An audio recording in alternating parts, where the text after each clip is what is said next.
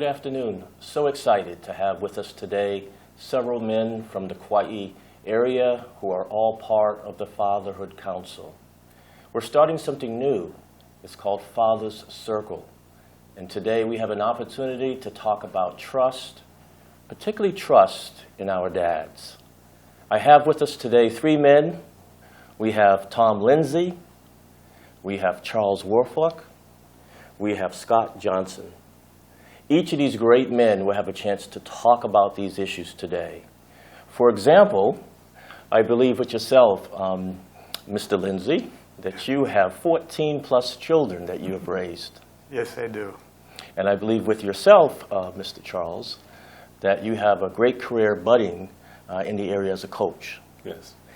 And Mr. Scott, I believe that you have a great career as a train man on our island. Yeah. And 50 years or so here on the island. In Hawaii. In Hawaii. Originally Maui. Okay. Yeah. So we have some great men. My name is Brian Alston. I've been on the island of Kaua'i for over 10 years, a community member, a businessman, and part of the Fatherhood Council. So let's start with yourself, Scott. Oh, thank you. Let's ask a question. And the question is, can you tell us a little bit about your family of origin and how that may have played a role in your becoming a father or a dad? Okay, truth be told, when I was in college, I didn't want to have any kids. Yep, my plan was me and my woman, that's it, gonna be perfect. Many years later, I was here on Kaua'i, talking story with some friends, and the guy kept talking about money, and I said, bro, what do you need all this money for? And he said, I need a big house. And I said, what do you need a big house for? And he goes, I want 12 kids. 12 kids? And I turned to the girl that we were talking with, her name was Hirelyn. I said, what about you? She said, oh yeah, I want 12 kids too. And I went, you guys are crazy, I'm out of here. Didn't run far enough or fast enough. We were married 18 years before she passed away. And I have 5 daughters. And yeah, and when we had the first 2, it was like, okay, enough. And then, oh, I love the way babies smell. And I looked at my girls and I said, okay, 1 more. And she one-moored me to 5 and then unfortunately got sick. But I would have ended up with 12 kids. Wow. She's an awesome woman, and my daughters are just, without them, I wouldn't have a life. It's incredible. Wow. Yeah. Wow. Very interesting. Thank you. Same kind of question for yourself, Charles. I know you don't have any children, but about the family of origin for you. How did that prepare you to be the man you are today? Honestly, I never met my father. And obviously, I'm not a father as of yet.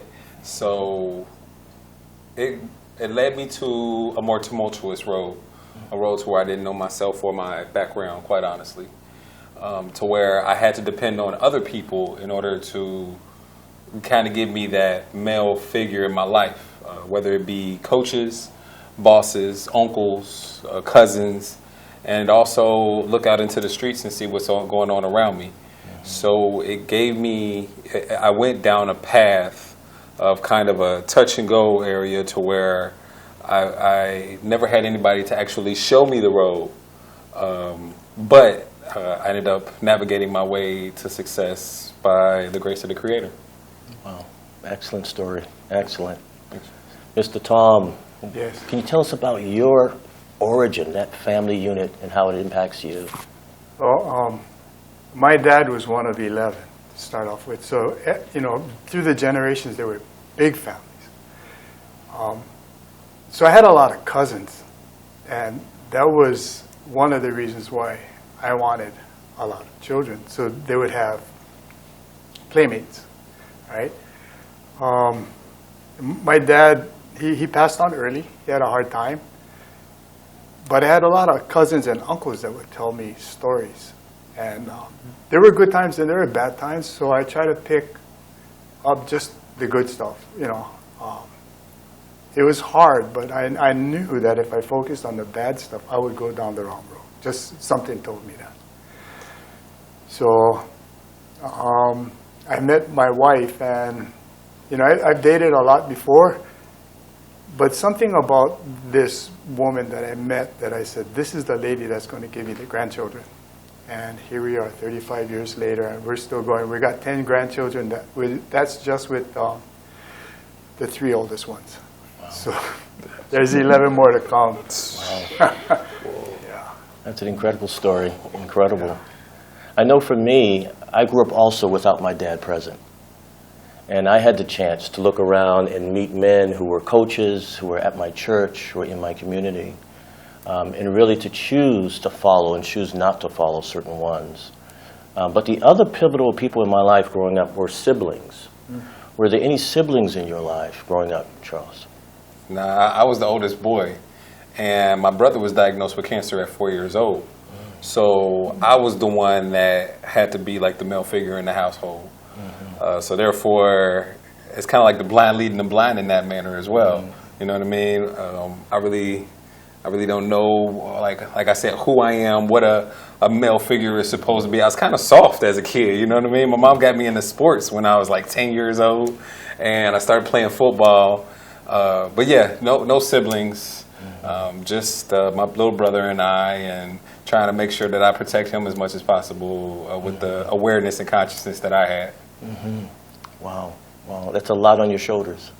Yeah, I mean, at the time, we all rise to the occasion when we have to, right? And it's just life. You know, we just pick up that baggage that we have, and we do our best with it. And I was just graced with a wonderful mother that did her best, and like I said, coaches that invested into me because they saw something special into me, or a boss that saw my work ethic, so therefore he invested his time into me. My uncles, who when my brother did get sick, they would come and pick me up as well. So you know, it was I did the best that I could with what I had, and we all do. You know what I mean? So I'm very thankful, and when it comes to trust. I definitely had a great trust for each and every one of the coaches that invested into me, and as far as the bosses and uncles that invested into me as well. Not too many teachers. A majority of the teachers in school are women, so it's not like a bunch of teachers, as far as male teachers investing into me, like I would imagine, or like anyone would imagine. But the coaches. They instill different morals and values and a philosophy into me as far as integrity, honesty, hard work, tenacity, and brotherhood more than anything. Yeah. Excellent. Scott, for you, any siblings involved? I had an older stepsister and a younger sister. And my older sister was outside the house, but we had regular contact. I'm the only son of an only son whose grandfather's brother didn't have any male. He had, so I was the last of the Mohicans, so to speak. Yeah. But my dad worked 12 hours a day, 6 days a week. Wow. So he wasn't around a lot. But speaking of trust, every Sunday we'd do something. And every summer, you know, back then we had 3-month summers. Every summer you'd take 3 weeks off from work, and we'd jump in the car and drive cross country. Wow. My mom's family was in New Jersey. My dad's family was in North Dakota. And so we drove across the country, camping out, staying in hotels and stuff. And so that gave me a great appreciation for the mainland and stuff. I was 15 when I moved to Hawaii, and grew up on Maui, went to Baldwin High School and stuff, and came here to work the first time in '82. And met this woman at the hotel, man. But the generational thing for me was my grandfather was in plumbing and heating, and so he knew sheet metal work, electrical, and plumbing. And so my dad knew that, and even though he was a pharmacist by profession, he taught me how to do sheet metal work when I was a little kid. My uncle was a carpenter, and he was actually working at Disneyland. And he taught me little tricks how to do things when I was in grade school, you know, hammering nails and stuff. And like you said, people that invested some time, with all the time my dad and I spent on, you know, those occasions, I was in 5th grade and I couldn't tie a fishing knot. And I was in a classroom, and his name was Mr. Kelly. And he taught me how to tie a hook on a fishing line. And it's the same knot I still use today because it worked. So few people, and I think that's one of the things that we all want to trust in something or someone. And the reality is that the most important thing we have to do is trust in ourselves, because we can each help somebody in some way. And so whether it's teaching them how to tie a fishing knot when they're a little kid, or how to bend a piece of sheet metal, my uncle, he taught me that when you're pounding a nail into an older board that's dry and stuff, If you ever look at a nail, the point of it is actually a diamond shape. And the orientation of that, if the grain is going this way and you put it this way, it's going to split the board. You rotate it 90 degrees and now it's shearing the grain of the wood. And if it's a really old board, you turn the nail upside down and flatten the end of it. So it literally breaks the grain as it goes through. He taught me that in 5th grade. Wow. Many years later, we're doing a job for the Alexander and Bolton Sugar Museum on Maui. And Kip Adams, the VP of Non-Sugar Ag for A&B Corporation, says, why do you need him? There's plenty of carpenters on Maui. And my friend says, no, did you know? And he tells him that story about the nail. And he goes, he knows that kind of stuff. Okay, done deal. So my uncle's little training in 5th grade made sure I had a job. Right. Well, that's fantastic. Yeah. That's fantastic. Mr. Tom, siblings in your life? Yeah, I have 4 younger sisters. And seeking my dad's approval, when he was working, I had to be the man of the house. So there's a couple things that rules that he asked me to do. No lie, tell the truth always, be clear, never lie. Never hit girls. Okay, don't answer back to your mom. And if you have to defend them, fight. If you lose, don't cry. And you better not lose. If you're losing, pick up a rock or a stick. And that was it. And I did what I needed to so that he'd come home and he could trust me watching the home. Wow. Charles mentioned rising to the occasion. We rise to the occasion if we have to. Tom, can you give us an example where you felt you had to rise to the occasion in your family? Well, there have been several, but I want to be present in today's time. Suicides. If the guy's still alive, if whoever is experiencing hardship, we can work with that. They're still alive. You can't work with them when they're dead. So suicide prevention is where I'm at right now. Retired from corrections and working with children in the welfare system, the child welfare system, and I see a cycle and a lot of gaps. And we've had the highest amount of suicides here in Anahola last year. Last month we had 5 in 10 days, and we're still having them. So trying to get in there and not just try to figure out why they don't, but helping them to get by so they don't do that. Being positive, giving them something positive so that they can wait at least one more day and get by this hump that's causing them to take their life one day at a time. Let's pivot a little bit and let's try to get underneath the question of rising to the occasion. So Charles, can you share with us a time when you felt at bottom, and then how did you get up? At bottom. I mean, I'm only 33 years old. You know what I mean? So, I mean, the occasions that I've had where I feel as though I've hit bottom are... Emotionally, if not, you know. For sure. I mean, you know what? The thing that really tested my spirit the most was when I got a divorce. And that's what it made me feel a lot of different ways. It made me feel like I was a failure. It made me feel like I was a disappointment, or I disappointed a lot of people. It made me feel angry on the inside that, I couldn't pull it together, for all this as well. I try to grow as much as possible, but at the end, no matter what type of personal development I did, no matter what, books I read and then implemented all of their advice, it came down to values and how we just value different things. And I felt as though, oh man, like my brother ended up dying. Okay, so my brother ended up dying from cancer. Wow. I literally, the day before he died, I told him, I gave him permission, you can go ahead and pass away, because he was just sleeping like 23 hours a day. How old was he? He was 23 years old. So he was sleeping all day.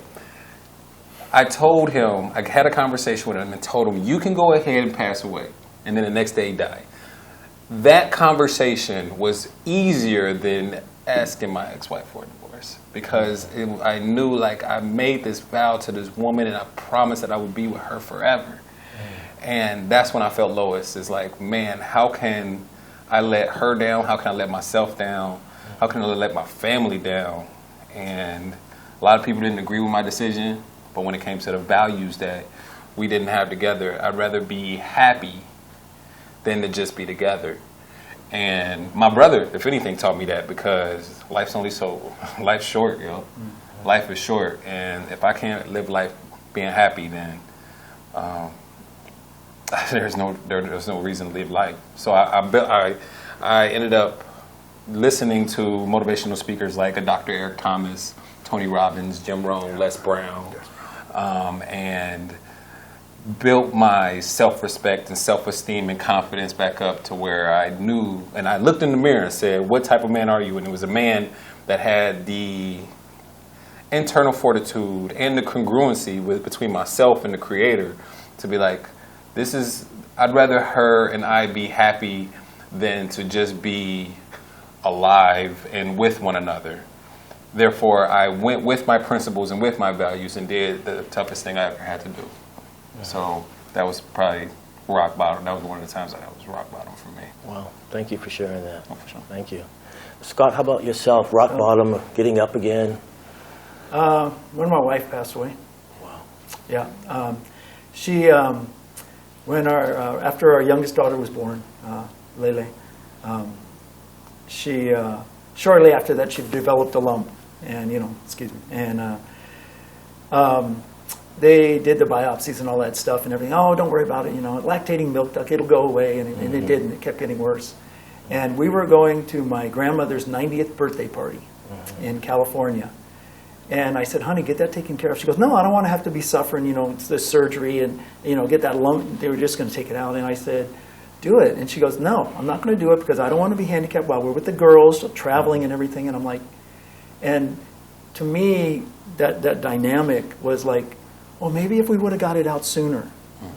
But I had to acquiesce to the fact that God has a plan, and it's a good plan. And so, but that didn't stop me.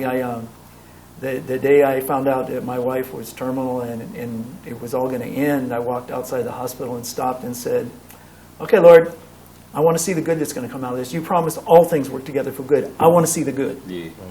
And I said, Scott, you got 5 daughters. Wow. Suck it up, son.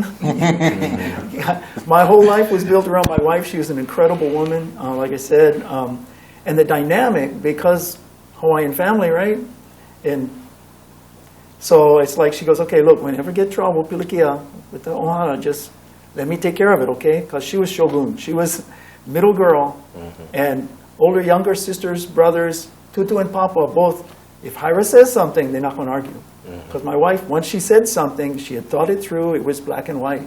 You couldn't really argue whether she was right, which is kind of why I acquiesced and married her, because first time I was interested in her, my friends were asking me about her, I was like, oh, I don't know.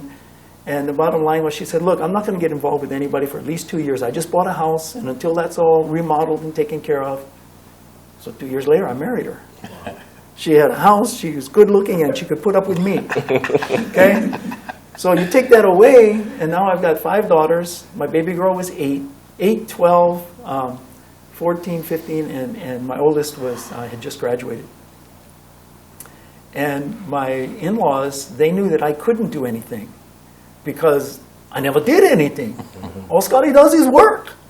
And my father, 12 hours a day, 6 days a week, I learned you work, you provide for your family, take care of business. But that doesn't mean you don't get to take care of your kids too and take care of your family and everything.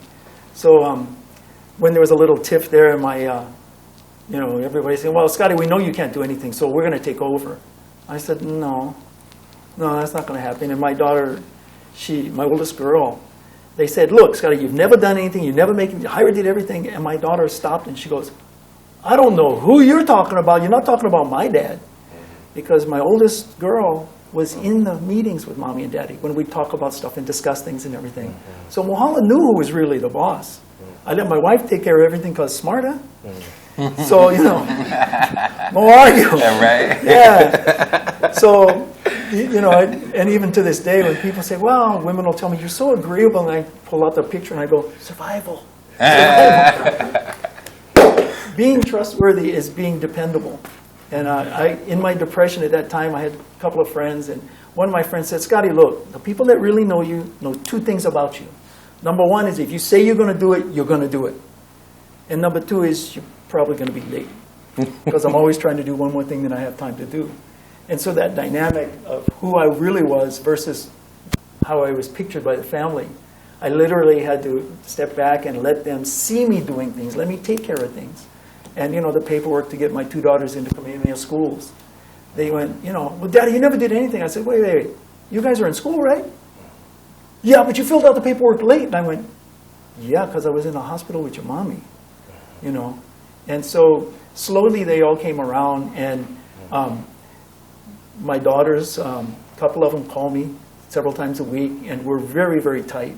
And like you were talking about earlier, number one is no lie. My family, you don't lie. That's not acceptable. And my grandchildren are slowly learning that because, you know, yeah. So being trustworthy is being dependable, being accountable, taking care of business. And when my wife passed, that's what I had to do. I had to step up, take care of business and everything. And the interesting dynamic for me is that over the course of the next several years, when my mother-in-law and then my father-in-law needed assistance and stuff, both of them, I was in charge. I was the guy that was in the hospital with them and made the tough decisions because they knew from watching me, yeah, you can trust him. Yeah, so. So, gentlemen, as we slowly wrap up here, let me ask if you could do a project with me, really quick. Okay. You've heard each other's stories. If you could take a moment, go around the table, and we're building a successful dad. We're building a successful dad. What are some of those things you may have heard around the table that would help you build that person? I'll start with you, Scott, as you take some notes. What have you heard from Charles? What have you heard from Tom? I agree with both of the essences of their story. Like Brother said, you got to be dependable. That means truthful. And also the dynamic of being slightly insecure within yourself. Mm-hmm. We all have something that we can do. And it doesn't have to be something big. Teaching me how to tie a fish knot? I mean, but that's what changed. That relationship I had with that teacher changed from that day forward. And, you know, every once in a while I'll be tying that knot and going, Mr. Kelly. So other guys at different times, it doesn't have to be huge. My Hanai son, it's a little thing that I started with him. And I told him, number one, always be honest with me. Okay, as long as you're honest with me, we can do something. And the second is being that trustworthy and that dynamic that no matter who you are, no matter what you can do, there's somebody who doesn't know that. There's always something you can do, and what little bit you invest, there's always going to be a return. Charles, what have you heard? I mean, these are two kings right here. I didn't leave much. Yeah, these are two kings right here. You know, two things. Number one, to teach, to learn and teach how to work with your hands, care with your heart, and to be mindful with your thoughts, you know what I mean, and your words, your actions, in fact, too. And number two is to be a leader, to lead when times get the hardest, but also to be a leader in a crusade to help your community as well. Thank you, Charles. Tom, how about you as we wrap up? Well, thank you, all of you. And it's just what I'm gleaning from what everyone had contributed here.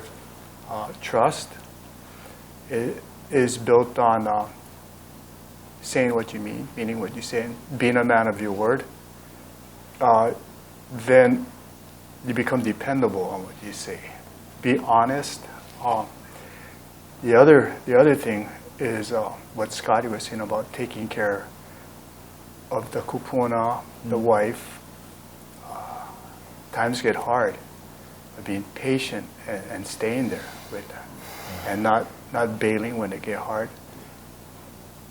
and in a kind and gentle way. So those are, be a man of your word and hang in there patiently and responding gently and kindly. Thank you, Tom. Thank you, Charles. Thank you, Scott. Maybe yes. I'm Brian Alston, and this is Father Circle. Thank you for joining us.